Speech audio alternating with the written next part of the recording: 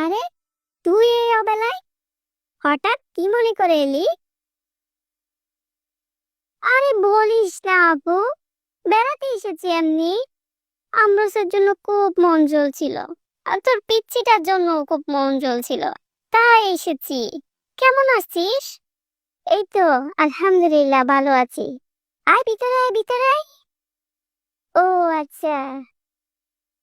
আপু, আম্মু, কালামুনির কণ্ঠ শুনতে পাচ্ছি। আরে কালামুনি, তুমি এসেছো?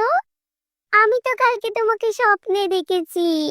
তুমি আমার জন্য অনেকগুলো নাস্তা নিয়ে এসেছো। এখন তুমি আমার জন্য নাস্তা নিয়ে এসেছো?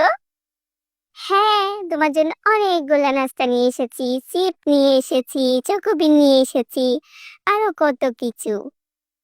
তোকে না বারবার বলি এই পচা খাবারগুলো না আনতে, ভালো কোনো হেলদি খাবার আনতি, কলা, পাউরুটি। আপু, এসব বাদ দে। হেলদি খাবারের কথা বলিস না। তুই কি হেলদি খাবার খেয়ে বড় হয়েছিস? তোর কি কোনো সমস্যা হয়েছে? হয়নি তো।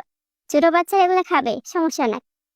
ও আমরুস মামুনি, এদিকে আসো তো, এদিকে আসো, একটু বুকে নিয়ে আদর করি। আমার মামুনি, তুমি আব্বুকে বলো না বাসায় যাওয়ার কথা, বলো না নানুর বাসায় যাওয়ার কথা। বলি তো, বাবা নিয়ে যায় না, বাবা যেতে দেয় না। After a few moments later. আরে আপা, তুই ওদিকে নিয়ে কিভাবে তাকিস? এই মাত্র গুছিয়ে গিয়েছি ঘরটা, দেখ তো কিরকম এলোমেলো করে ফেলেছে। বলিস না ওদের কথা বলিস না। হ্যাঁ, ওরে তো আমাকে অনেক জ্বালাতন করে, অনেক জ্বালাতন করে। তুই শাসন করিস না, সেজন্য আর কি, সবকিছু শাসনের নিচে। শাসন করলে ঠিক হয়ে যাবে সব। শাসন করিস, পিটা দিস। আমার মোবাইল একটা নিয়ে পড়ে আছে। আমি চলে যাচ্ছি। কেন, একটু থাক না।